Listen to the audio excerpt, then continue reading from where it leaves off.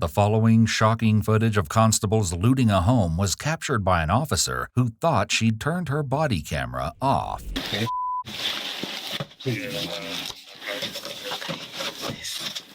Put him in my shirt. Hold on. Give me a minute. Hold on. This shit about last night. Piss. Nah. Sure would hate to sanitize it.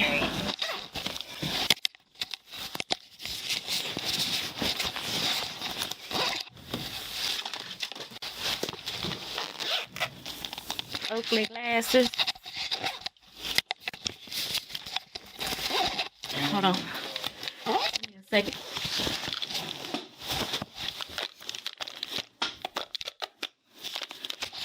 It was January 26, 2021, when an already terrible day got even worse for a family in Smith County, Texas. Not only were they being evicted from their home, but it would later be revealed that some of the constables enforcing the eviction were secretly removing items from the residence for themselves. Hold on. Hold on, don't come down here.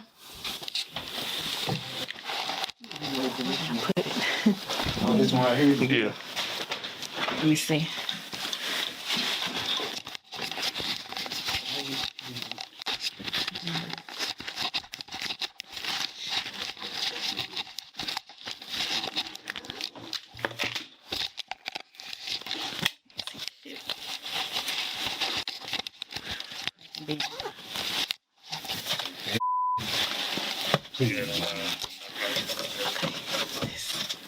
Put him in my shirt. Hold on. Hey, Gamble. Hold on. Give me a minute.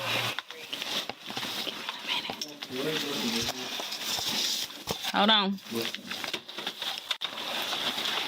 Oh, we got some cocaine. Oh, Yeah, everything here. So, this can go in here. You set that box right. yeah. We set that on that dresser. What's this? A box.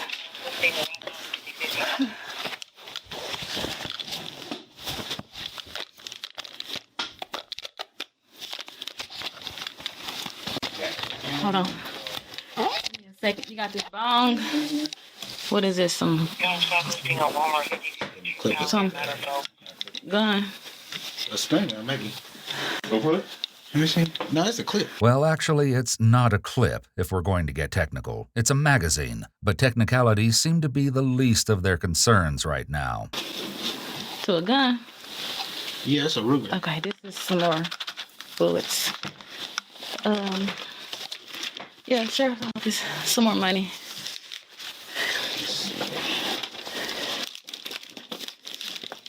Too fat of it. Hold on a minute. The officers in the footage you just saw are Curtis Traylor Harris and LaQuinda Banks. Their impromptu shopping spree is interrupted by the tenant's 17-year-old daughter, who was alone at the house with a friend when the officers arrived. Next steps is just kind of move everything out. Is that like, Yeah, do we need to just step out? Do we need to stay in? What is it we need to do? They're gonna move everything out. But before they leave, the locks will be changed. So get your purse. Yep. Like, Just get all like personal belongings that we're gonna need right now. yeah. Okay. Sorry about that. Because everything is gonna be right here. Like you said, I'm sorry. She's just 17. I'm just her friend. No. Just, Oh, no. Kind of confused on what was going on. It's just a procedure. With that handled for the time being, the constables return to what's really important here: hiding their loot. Where they choose to store it is not only shocking, but incredibly bold, considering how many eyes are on them. Hey, open your, open. I need to go in the car for a minute. Sure.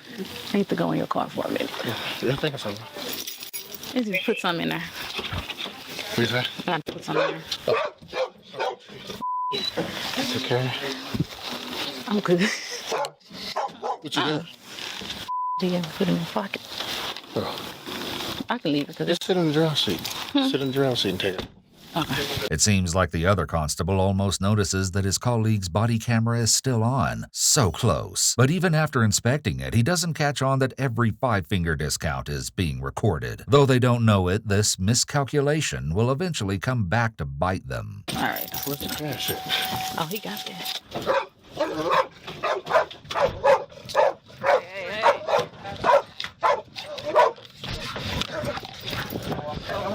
Depending on the situation, officers can sometimes have legal grounds to remove items from a house during an eviction. For example, if the owner is present and there's no criminal offense being investigated, there could be grounds to remove some of the tenant's personal property from the rental. In this case, however, it seems like all they're taking are items with some monetary value. Given the context of their conversations, these actions have no legal rationale. This doesn't stop LaQuinda from unloading her entire haul into her colleague's back seat. Then she makes the bold decision to go back into the house for a second round of acquisitions. Significantly, she is still recording.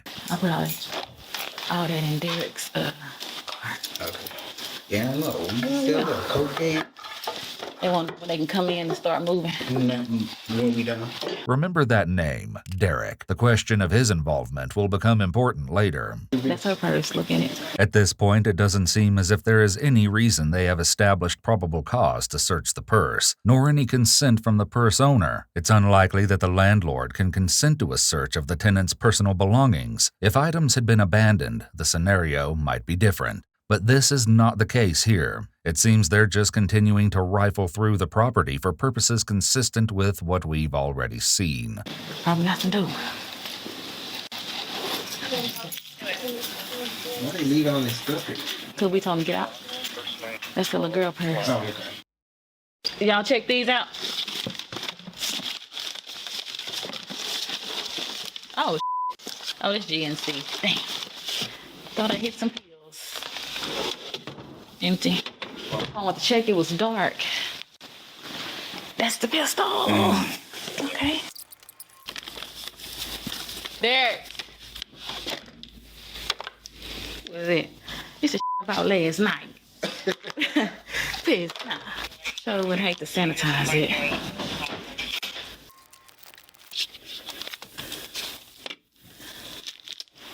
You still in here? You found something else?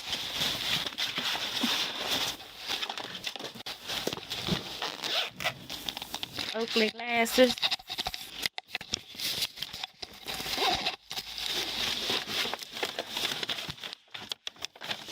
Like they got everything in a good spot. Got it. What's all this? Yeah. Yeah. See what's in here. Oh. Ray-Bans. Okay. What's in here?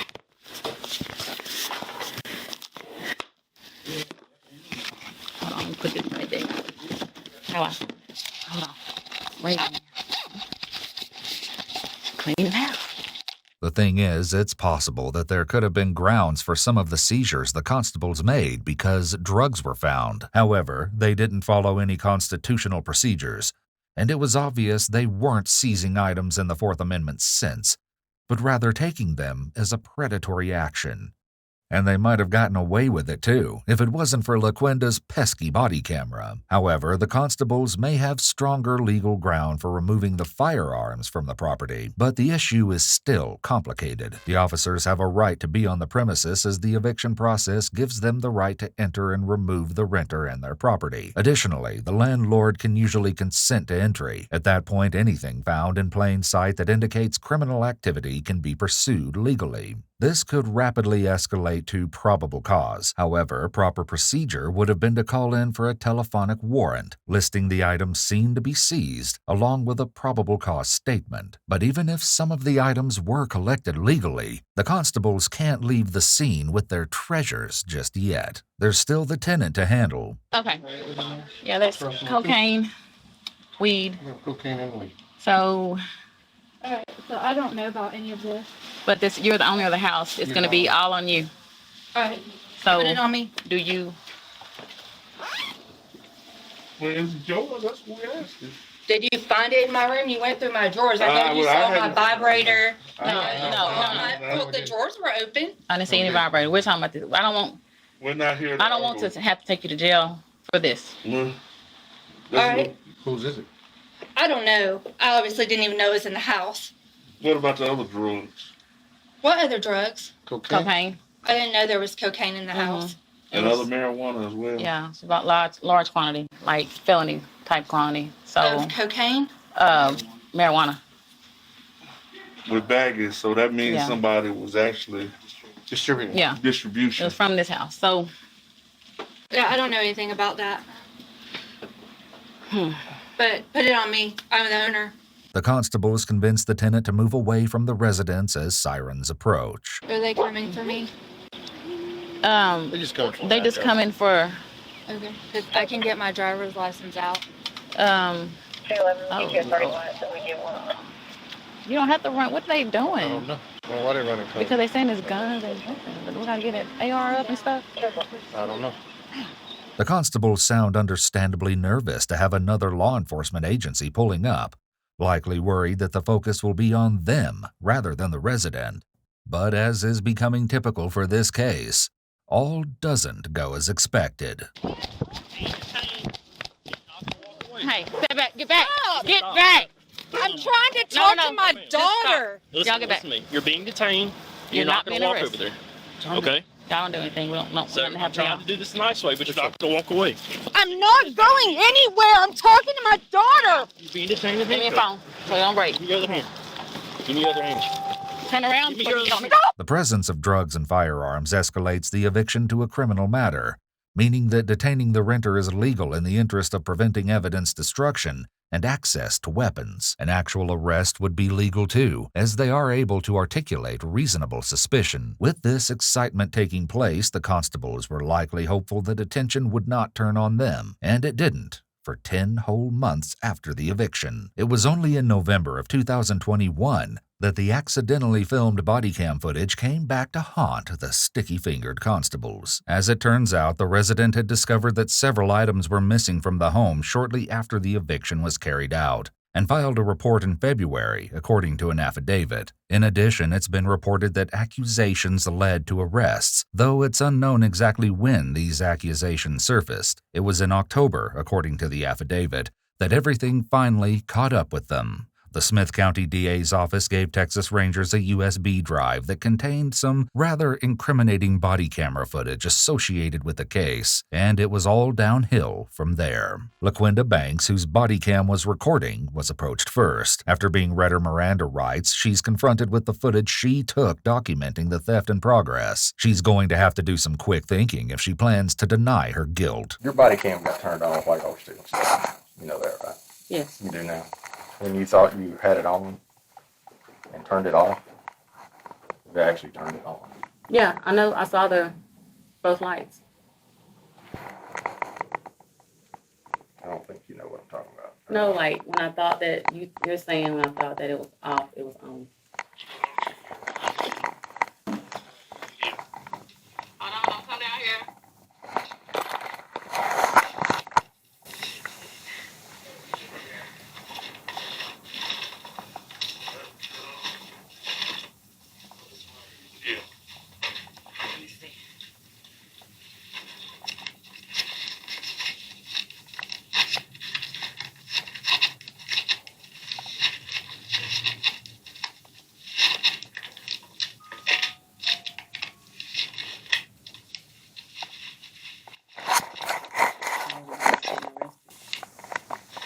I think you just said take that. I said take that. You did. Keep watching. Thank you.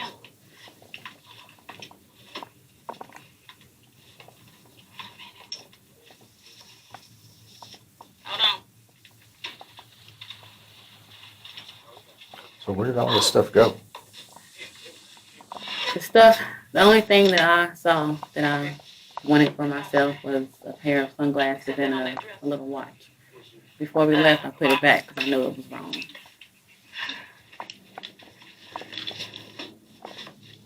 Said y'all have returned everything to the homeowner. They should be back there because you didn't get any bullets. It wasn't on that paper. Mm-mm. I didn't get to check them. Did she get the AirPods back?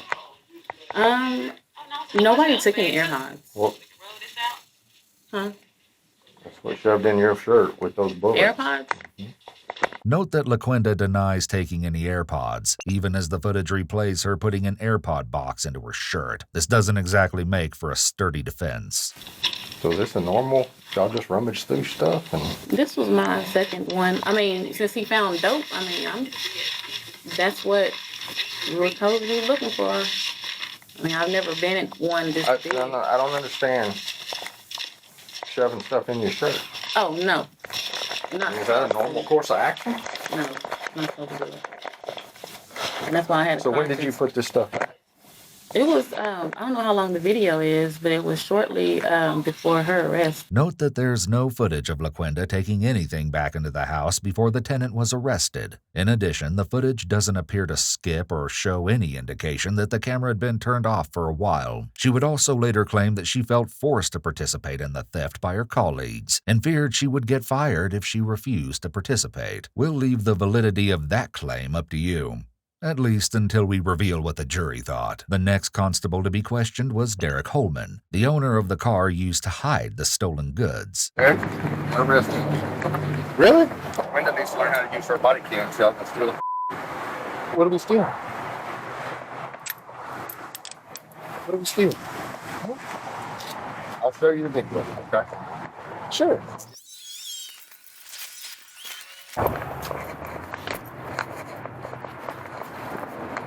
Y'all went in to do that writ of possession? Y'all went in to do that writ of possession? When did that come out? She thought she got it on. She started rummaging through stuff. She turned it on, actually, instead of off.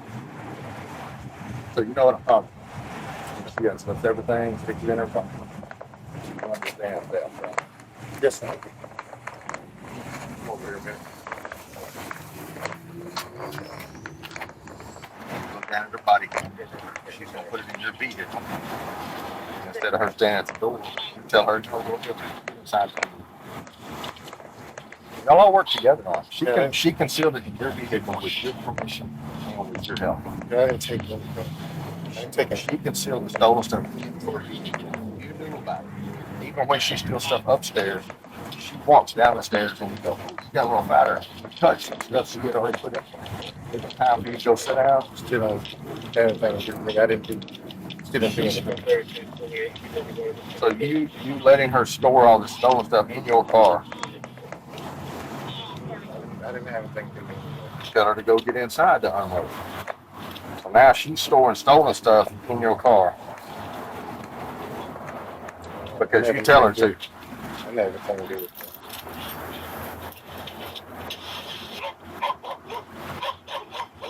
Derek was likely surprised by the arrest, given that he'd already spoken to investigators several days before. Sergeant Holman, like I talked to you earlier, we're looking at and I think on, it looks like January 26th, I believe. Y'all sort of writ of possession. Y'all initially turned it over to Tyler Pickett? Yes, sir. Okay. Okay. And y'all removed some stuff from the house. Yeah. Which was, We just looked for any knives or firearms. okay.